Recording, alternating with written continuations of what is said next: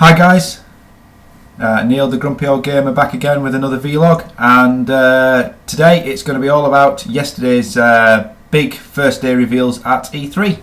Asked earlier a few questions about what you guys were excited about, what you saw yesterday that pressed your buttons, and yeah, we'll have a quick chat about what was shown and the major announcements and the major games that you guys are speaking about.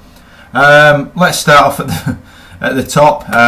Call of Duty Advanced Warfare. Saw the trailer obviously a few weeks ago now, and I think I mentioned on one of my previous vlogs it didn't fill me with great anticipation. I'm not a big lover of this future warfare. I'm more of a present day sort of setting type person, hence why the storylines and the settings in Modern Warfare 2 and 3 and Modern Warfare COD 4 for that matter appealed to me more. Excuse me, I felt a little bit more, it was a little bit aimed around sort of Black Ops 2 type of scenario, and I said the setting didn't really appeal to me, and now after seeing the gameplay I'm still a little bit unsure. All the guided grenades, the laser guns, it's, I don't know. It just doesn't feel Call of Duty to me. But saying that, I mean, I was listening to Tommy's stream last night, I think it was, after the reveal, and I heard Jared saying, and the stream chat itself were talking about, the weapons that are involved and translating that across to competitive gameplay and what would be banned, what wouldn't be banned. You can't have laser guns, you can't have self-guiding grenades, etc., or shotguns that fire wave blasts and stuff like that. It's a really interesting conversation that I heard them having, and that I made the comment in the stream chat. By the looks of that gameplay, just about every gun will be banned, and all you'll have is a pistol and a knife for competitive gameplay. But I don't know. The bottom line is nobody knows yet. That's the first gameplay footage. We don't know how else that will translate across to competitive gaming. Nobody really knows that yet. And the long and short of it is, no matter what happens and no matter what we all say now, the likelihood is we'll all end up buying the game anyway. I must admit, this is the first Call of Duty I haven't been relatively excited about. Maybe that's because it's a while off yet, and maybe when it gets closer I will do. But no, at the minute I'm holding judgment on that. So that's that. Next off, we'll move not onto a game, but actually an actual developer. Ubisoft revealed there was 3 games. There is The Division, Assassin's Creed, and Far Cry 4. Now, having seen the videos for all 3 games, Assassin's Creed I'm a big fan of in terms of the actual games. Then I sort of get partway into them and get a little bit bored with them, but I know there's big fans out there of Assassin's Creed and the games themselves, and obviously this one looks like it's a little bit more squad based potentially, or playing from a number of different people's perspectives. So that'll be interesting. Looks obviously stunning to look at in next gen. So that'll be really good, and yeah, that's a good one. Moving on to the new game, The Division. Saw the video for this. Obviously based around Tom Clancy type scenarios, and obviously it's a Tom Clancy game. Interesting one, yeah. Again, very high tech. Calling in all sorts of scenarios and maps that emerge around you, and yeah, calling in different abilities on the fly and stuff like that. Again, probably coming from an older gamer's perspective, it all seems a little bit complicated and maybe a little bit overcomplicated, but again, without playing the game, who knows. Yeah, but again, stunning looks. Obviously it's an early gameplay trailer, so again, we can't judge it until it's further down the line, but looks, yeah, an interesting one. I like the look of The Division, and I know a few of you tweeted me earlier when I asked for your thoughts prior to this vlog, said The Division was one of the things you like the look of, so we'll keep an eye on that one and see how that one progresses. Moving on to the third Ubisoft game, and this is one of my favourites, Far Cry 4. I played Far Cry 3. I watched all sorts of videos on YouTube of Far Cry 3 playthroughs and really enjoyed it. And the game itself, I think from a single player perspective, was one of the best single player games I actually played. You really felt immersed in the game. You wanted to progress and you wanted to play more. And I think from what I've seen about Far Cry 4, it has a nice little funny ending to it and a bit of a kick-ass ending to it, the actual gameplay trailer, and it just makes you want to see more of it and see more of the game. So really looking forward to Far Cry 4. That's going to be one of my biggies this year. Obviously along with COD, although I just sort of slated it a little bit, but of course, like I said, we're all going to get it. But Far Cry 4 will definitely be on my wish list. So yeah, we'll keep a very close eye on that. I'll be very keen to see any more information or gameplay that comes out of that one. And yeah, big thumbs up to Ubisoft on that one, because I think that'll be a real big plus. Moving on, what did we say? We said COD. Obviously, there was gameplay, there was announcements about FIFA 15. I saw on Twitter yesterday late on that there was already people slating it. Once again, all I can say about FIFA games, they're one of my favourites. I love my football. I love playing my FIFA, whether it be clubs, whether it be Ultimate Team or seasons. I play just about every game mode going. The point with FIFA is it's a football game. There isn't much you can progress it year on year. All you can do is change the teams, change the players, change the kits, tweak the gameplay, make it look nicer, tweak Ultimate Team maybe slightly in different facets. The point is the game is not going to change an awful lot. So how anybody can slate it is beyond me. It's as simple as that. Yeah, FIFA 14 felt different to play. It was defensively, it's different.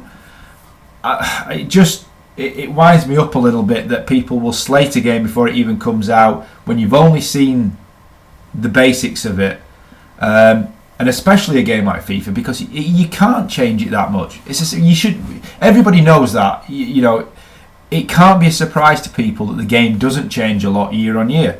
It's as simple as that. So don't be surprised if FIFA 15 isn't that different to FIFA 14 in terms of gameplay or looks, etc., etc. It can't be.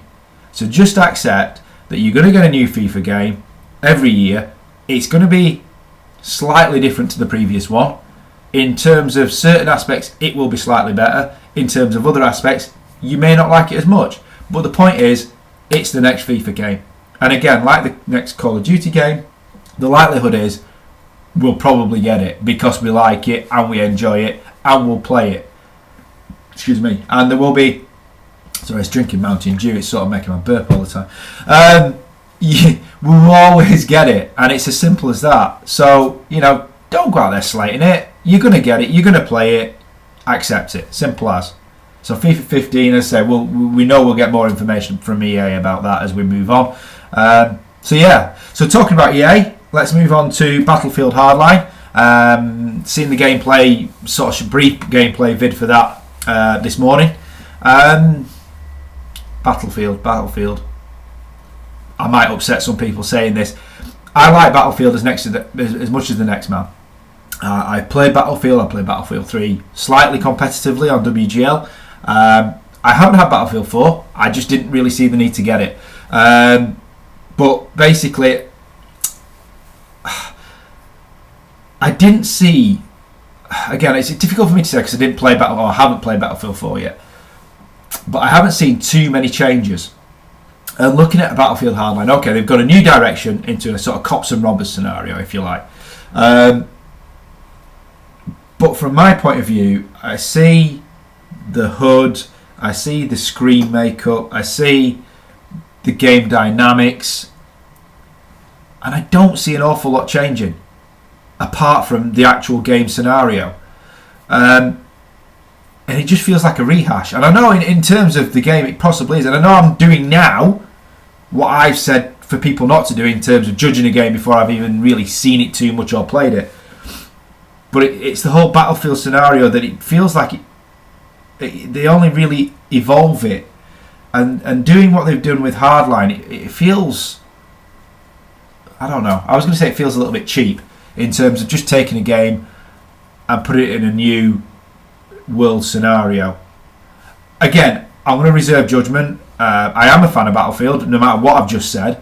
I do like the game, and I do think it offers something different to what Call of Duty does. It offers a different community the chance to do what they want to do with it.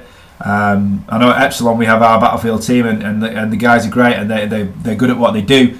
So I'm not saying there's not a place for Battlefield and Battlefield isn't good. I'm not, because I do play it and I do enjoy it.